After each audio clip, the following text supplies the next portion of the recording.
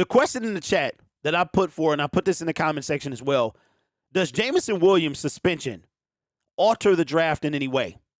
The Detroit Lions had the number one offense for 4 weeks without Jameson Williams.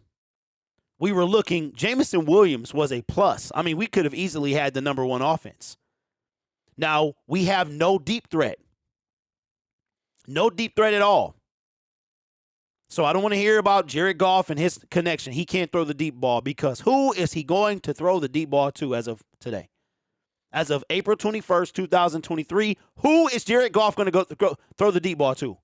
And then when Jameson Williams comes out there in week 7 or 8, he'll probably miss him. So the question I have for you is, does this alter the NFL draft in any way?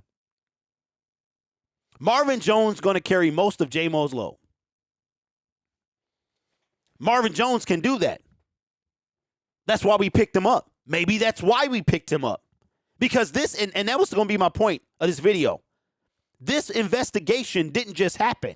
It didn't start when we brought Marvin Jones back 3 weeks ago. It was already going on. So Brad Holmes had to know something. He just didn't know exactly maybe who was going to be caught up, but he knew something. So does this alter the NFL draft for the Detroit Lions? I say yes, it does. Yes, it does. Because what is our substance? We've lost Quintez Cephas, who we didn't even know if he was going to make the team anyway. But a lot of y'all wanted to keep him. And not only is he cut, he's unemployed for the next year.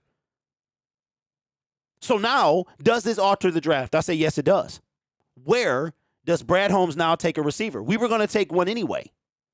But does this mean that we take one earlier? Because Jameson Williams is done to week 7. And here's something too.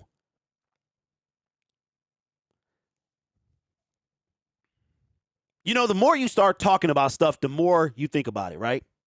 I'm going to tell y'all a little history.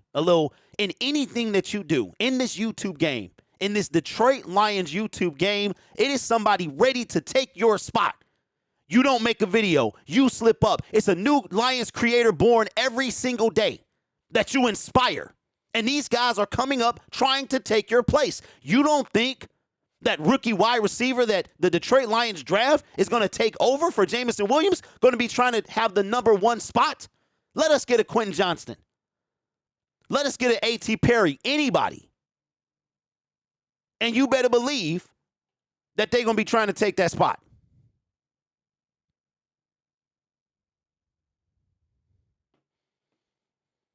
Jameson Williams was the star of this team. This team was his for the taking. And now he blew it.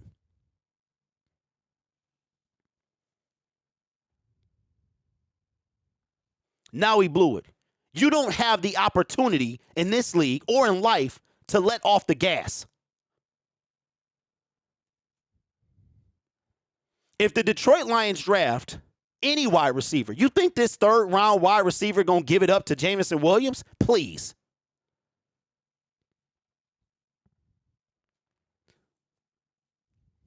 St. Brown stocks going up even more. I honestly would take Bijan at 18 and just lean heavily on the run for the first 6 weeks.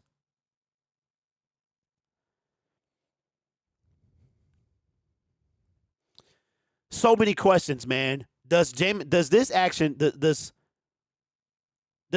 Williams affect the draft in any way? Do you guys think that Jameson Williams affects Jalen Carter? What they do? Do you think we take a wide receiver in the first 5 picks? Do you think we should take one in the first 5 picks? Brad Holmes has a plan, and I think a receiver is part of it. How much this altered, I don't know. Maybe it doesn't move his big board at all. Because again, we had the number one offense without J-Mo. We didn't have DJ Chark either. He wasn't really a threat. So when Jared Goff is throwing 7-yard passes to Brock Wright, we had TJ Hawkinson. We don't have that anymore. Now do we draft a tight end because now we need one? We traded TJ Hawkinson around the time Jameson Williams was working his way back. So when Jared Goff has 20 straight passes in a row, and they're all to DeAndre Swift, Marvin Jones, Zane Zylstra, Brock Wright, I don't want to hear it. St. Brown, I don't want to hear it.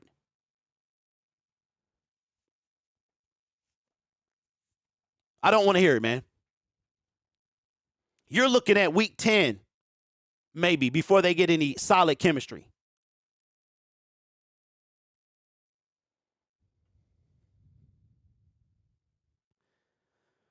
My opinion is that the first round, pick 18 may be different. If you wanted a wide receiver, maybe you got to come up now. Because we don't have Jamal Williams. The two biggest pieces we lost was Jamal Williams and Chark. Chark was really a non-factor in the first 6 games.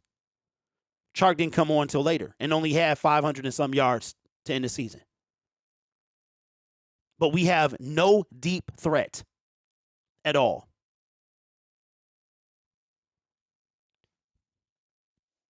So let me know in the comments below if you think this altered the draft in any way.